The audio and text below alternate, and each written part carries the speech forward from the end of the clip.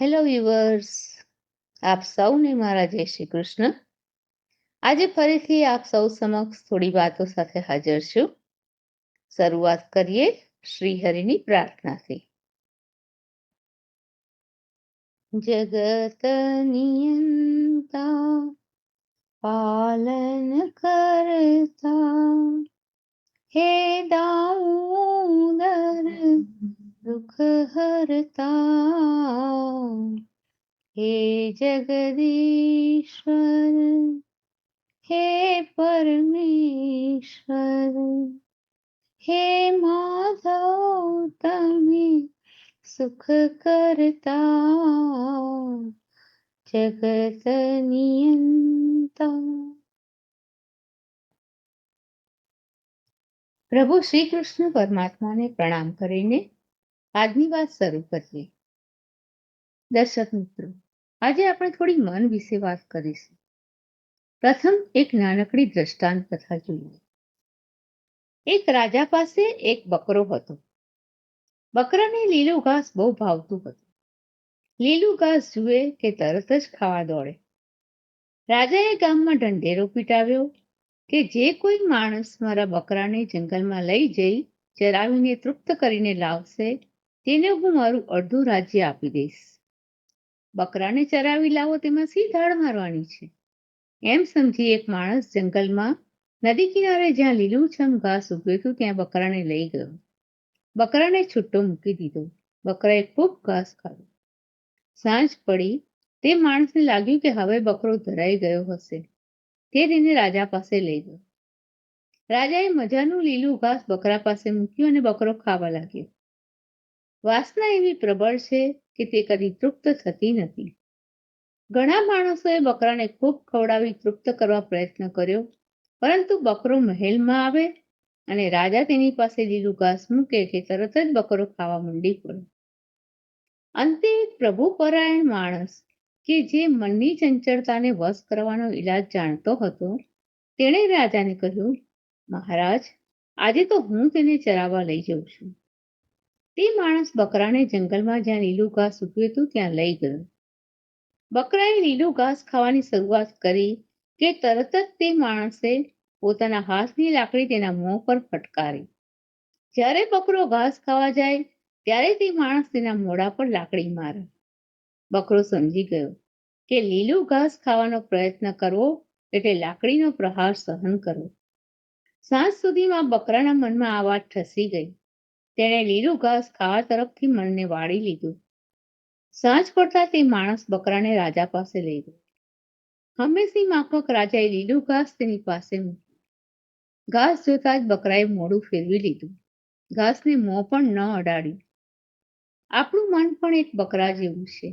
મનને મારશો તો મન સુધરશે. મન કંઈ પણ માગે ત્યારે તેને વિવેકરૂપી લાકડીથી મારશું તો મન આપણા વશમાં રહેશે. મન પર નિયંત્રણ રાખવું ખૂબ જ કઠણ છે. ભાગવતજીમાં, ગીતાજીમાં અને દરેક ધર્મગ્રંથોમાં પણ એમ જ કહ્યું છે કે મન જ આપણા બંધનનું પણ કારણ છે અને મુક્તિનું પણ કારણ છે. અને એટલે જ કહ્યું છે કે આપણા સદભાગ્યથી સત્સંગ મળે તે તો ઘણું જ સારી વાત છે, પણ દુર્જનનો સંગ કદી ન કરવો.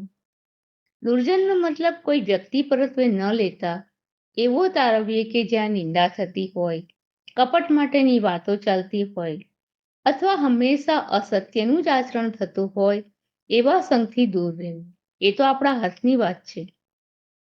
માતા પિતા પણ પોતાના બાળકના ઉછેર દરમિયાન ખાસ એ વાતની કાળજી રાખે કે પોતાના બાળકની મિત્રતા કોની સાથે છે, કારણ કે સંગનો રંગ ખૂબ જ જલ્દી લાગે છે. અને આપણે જોઈએ છે કે આજની યુવા પેઢી આવી સંગતથી જ વ્યસનોથી ઘેરાઈ જાય છે, જેને એમના શબ્દોમાં એ આધુનિકતા માને છે. એટલે જ્યારે બાળકો નાના હોય ત્યારે જ એમના મનરૂપી ખેતરમાં માતા પિતાએ થોડો સમય કાઢી થોડી આધ્યાત્મિક અને બોધ આપે એવી વાર્તાઓ સમજાવીને બીજ વાવવા જોઈએ. એ વાવેલા બીજ ચોક્કસપણે અંકુરણ પામી તમારા વાનપ્રસ્થાશ્રમમાં એક સીડી છાયાનું કામ કરશે. યુવા પેઢી પણ માત્ર ને માત્ર ભૌતિક સુખને પ્રાધાન્ય ન આપીને માત્ર થોડા ટકા પણ જો આ માર્ગે વળે તો ડગલે ને પગલે થતા છૂટાછેડાના કેસ પણ 100% ઓછા થશે જ. કારણ કે વિનમ્રતા હંમેશા વ્યક્તિને અક્કડપણામાંથી બહાર લાવે છે. આપણે સૌએ રોડને તો બનતા જોયો જ છે. મારી દ્રષ્ટિએ વાનપ્રસ્થાશ્રમમાં એટલે કે હવે તો 50 વર્ષની ઉંમરે જ એના દરેક સ્ટેપ્સને ફોલો કરવું. પહેલા તો બોર્ડ મૂકવામાં આવે છે કે રસ્તો બંધ છે. આપણે પણ આ ઉંમરે જમવાની શરૂઆત કરીએ તો ભોજનમાં ખૂબ જ સાવધાની રાખવાથી ડોક્ટરો પાસે જવામાંથી બચી જઈશું. વધારે પડતું બોલવાનું બંધ કરવાથી મૌનનો નિયમ પાળી શકીશું. ત્યાર પછી રસ્તા પરના ખાડા પૂરવા જેમ પુરાણ કરવામાં આવે છે તેમ આપણે વાંચન, શ્રવણ, મનન, સત્સંગ વગેરેથી આપણા મનના જેટલા દોષોરૂપી ખાડા છે તેને પૂરવાનો પ્રયત્ન કરીશું. અને છેલ્લે જેમ રોડ એકદમ સુંદર બની જાય છે, જેના પર પાણીના રેલાની જેમ વાહનો દોડી શકે છે, તેમ આપણું બાકીનું જીવન પણ એટલું સુંદર અને સરળ બની જશે. જેને આપણે વૃદ્ધાવસ્થા કે બોજારૂપ લાગે એવો શબ્દ વાપરવાને બદલે વાનપ્રસ્થાશ્રમ જેવા શબ્દથી નવાજીશું. કરમાયેલા પુષ્પને બદલે સુગંધિત ખીલેલા પુષ્પ જેવું જીવન બની જશે. પરંતુ આ બધાનો આધાર આપણા મન પર છે.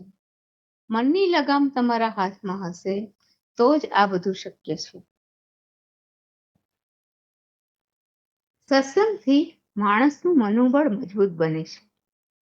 દિવસમાં વધારે નહીં તો થોડો સમય પણ આ માટે ફાળવવો ખૂબ જ જરૂરી છે. આજે લોકો કોઈ શું કહેશે એનાથી જેટલો ભય રાખે છે, પણ જે ઈશ્વરે આપણને જન્મ આપ્યો છે, જે આપણો શ્વાસોશ્વાસ ચલાવે છે, તેનો એને લેશ માત્ર પણ ડર નથી. લોકો એવું કહેતા હોય છે કે આપણા મન પરથી એકવાર જે ઉતરી જાય એનું પછી કોઈ સ્થાન જીવનમાં રહેતું નથી. થોડો વિચાર કરીએ. આપણે તો જીવનમાં કેટલીય ભૂલો કરી. સારું થાય તો હું કરું છું અને ખરાબ થાય તો ભગવાનનો દોષ. તો એ ઈશ્વરે આપણને કદી મન પરથી ઉતારી દીધા? દુઃખ આવી પડે અને પ્રાર્થના કરો તો તરત જ પ્રભુ મદદે આવી પહોંચે છે. તો શું મનુષ્ય ઈશ્વરથી પણ મોટો થઈ ગયો? પરંતુ અભિમાન માણસને વિનમ્ર બનતા રોકે છે. બીજાને પાઠ ભણાવવાની વૃત્તિમાં એ પોતાના જીવનની અમૂલ્ય ક્ષણો વેડફી નાખે છે. તો આવું અમૂલ્ય જીવન વેડફાઈ ન જાય એ માટે મનને ગંગાજળ જેવું પવિત્ર બનાવીએ, વિનમ્ર અને ઉદાર રાખીએ, પ્રભુ કૃપાને પાત્ર બની રહીએ એવું જીવન બનાવીએ. ભગવાન બુદ્ધ પણ કહે છે કે 5 વાક્યનું કામ જો એક જ વાક્યમાં પતી જતું હોય તો તમે એટલું જ બોલો. બની શકે એટલો મૌનનો નિયમ કેળવવાથી તમે તમારા મન પર જરૂરથી વિજય મેળવી શકશો. દર્શક મિત્રો, આપ સૌને મારા જય શ્રી કૃષ્ણ. ફરીથી મળીએ કોઈ નવી વાત, કોઈ નવી રચના સાથે.